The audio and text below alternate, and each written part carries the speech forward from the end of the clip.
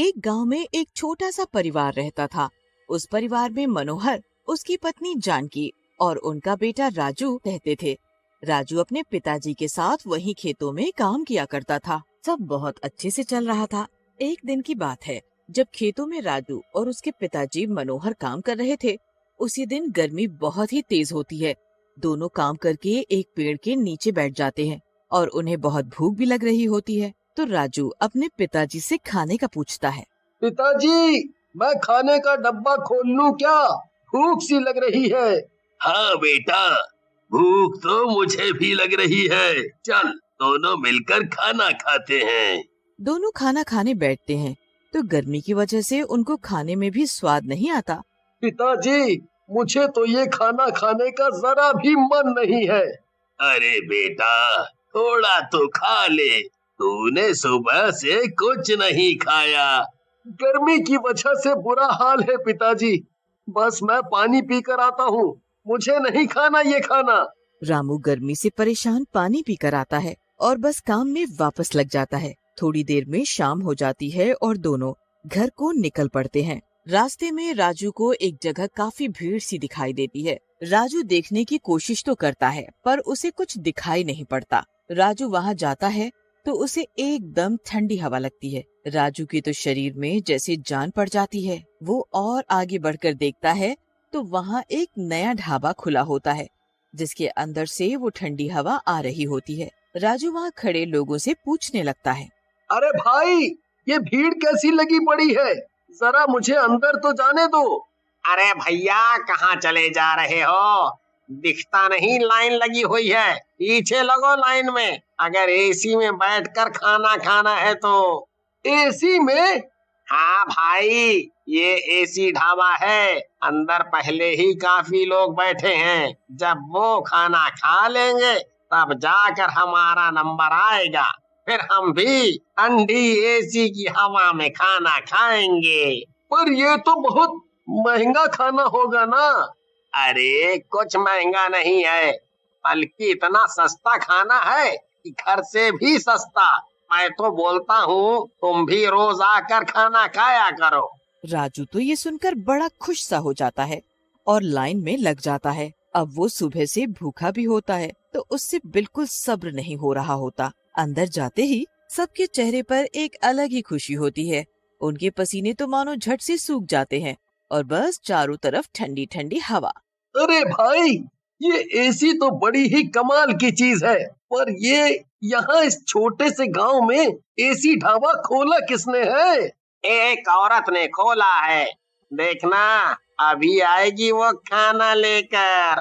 हरिया इतना बोलता ही है कि तभी सामने से एक सुंदर सी औरत हाथों में ढेर सारी थालियां खाने से भरकर ला रही होती है। अरे जल्दी जल्दी खाना खाओ, एसी की ठंडी ठंडी हवा में गर्मा गर्म खाना खाओ। आओ आओ, जल्दी जल्दी आओ और भर पेट खाना खाओ। पेट भर कर खाओ और पैसे की जरा भी चिंता मत करो, क्योंकि यहाँ 5 रुपए में भर पेट खाना मिलेगा। हरी और बाकी लोग पेट भरकर खाना खाते हैं। हरिया के पिताजी उसका घर पर अभी तक इंतजार कर रहे होते हैं कि हरिया कहाँ रह गया। कि तभी हरिया एकदम खुश और हंसता हुआ घर में आता है। अरे तू कहाँ रह गया था? मैं कब से तेरा इंतजार कर रहा हूँ। अरे पिताजी, वो रास्ते में भीड़ लगी थी ना, वो एक औरत ने हमारे गांव में एसी ढाबा खोला है और बस 5 रुपए में वहाँ जितना मर्जी खाना खाओ। अरे मैं खुद खाकर आ रहा हूँ और इतना स्वाद खाना कि मैं आपको क्या बताऊं। मन कर रहा था कि बस खाता जाऊं। बल्कि अब आप कल से हमें खाना बांध कर मत देना। मैं और पिताजी दोनों वहीं ढाबे पर जाकर खाना खाया करेंगे। हाँ, अब तुम्हें घर का खाना क्यों पसंद आएगा? जाओ तुम दोनों वहीं जाकर खाओ, मुझे भी थोड़ा आराम मिलेगा। उस रात हरिया बड़ी खुशी खुशी मजे में सोता है और अगले दिन अपने पिताजी के साथ फिर उस ढाबे में खाना खाने जाता है। गांव के लोगों का जो गर्मी में बुरा हाल हो रहा होता है, एक ढाबा खुलने से उनको बड़ा ही सुकून मिलता है। थोड़े दिन लोग खूब ढाबे के खाने का आनंद लेते हैं। हरी भी रोज ढाबे का खाना ही खाता है। पर एक रात हरिया के पेट में अजीब सा दर्द उठता है। धीरे धीरे दर्द बढ़ता ही जाता है और हरिया जोर जोर से चिल्लाने लगता है। हरिया के माँ बाप चिल्लाने की आवाज सुनकर आते हैं और हरिया को डॉक्टर के पास लेकर जाते हैं। डॉक्टर के पास पहले ही पेट दर्द वालों की लंबी लाइन लगी होती है। लोग दर्द में तड़प रहे होते हैं और मरीजों की संख्या बढ़ती ही जा रही होती है। किसी को कुछ समझ नहीं आ रहा होता कि ये अजीब सा दर्द किस वजह से है, पर इस दर्द के बारे में बस एक को ही पता है और वो है चंपा, एसी ढाबा चलाने वाली औरत।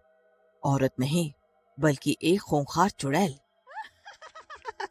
मेरी तरकीब काम कर रही है।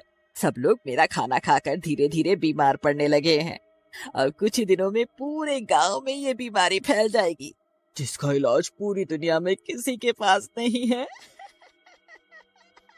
धीरे धीरे पूरे गांव के लोग उस चुड़ैल के एसी ढाबे का खाना खाकर बीमार हो जाते हैं और किसी भी डॉक्टर के पास इसका इलाज नहीं होता।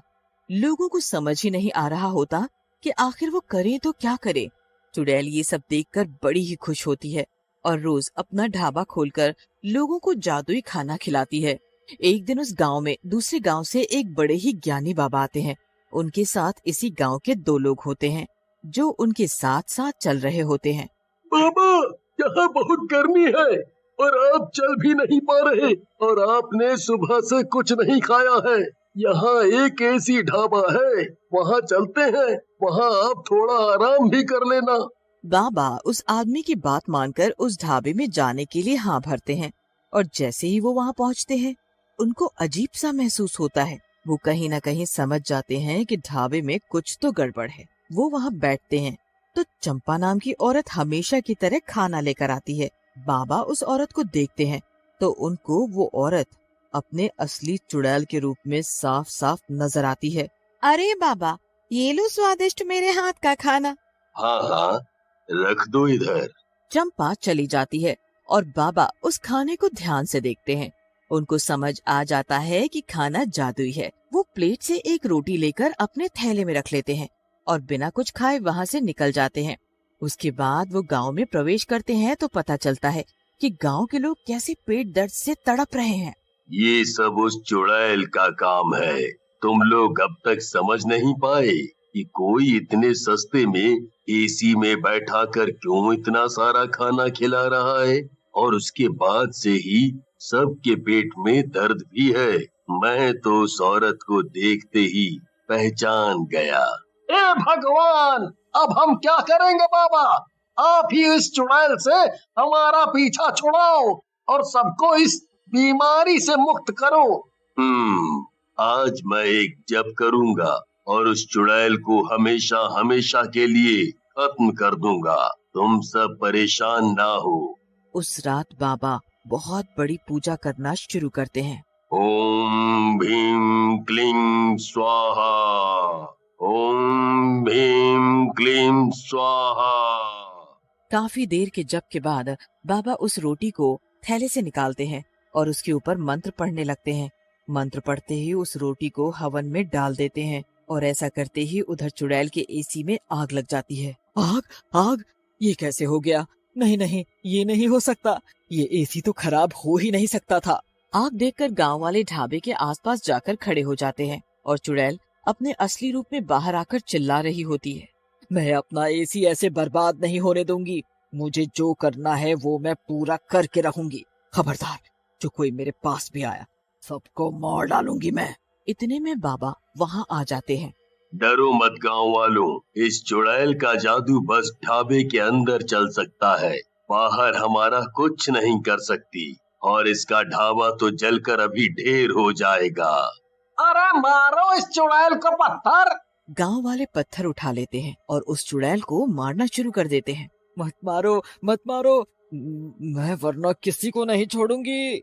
गांव वाले बिल्कुल भी नहीं रुकते और लगातार उस चुड़ैल को पत्थर से मारते रहते हैं। चुड़ैल अपने आप को बचाती रहती है पर इतने लोगों में कुछ नहीं कर पाती। वो जमीन पर गिर जाती है और उसकी आंखें बंद होने लगती है। तुम लोगों ने मेरे साथ अच्छा नहीं किया। इतना कहते ही चुड़ैल मर जाती है और राख में बदल जाती है। उसके राख बनते ही सभी बीमार लोग एकदम ठीक हो जाते हैं। पूरे गांव में फिर से खुशहाली आ जाती है। उसके अगले दिन ही गांव में बारिश होती है और लोगों को गर्मी से भी राहत मिल जाती है।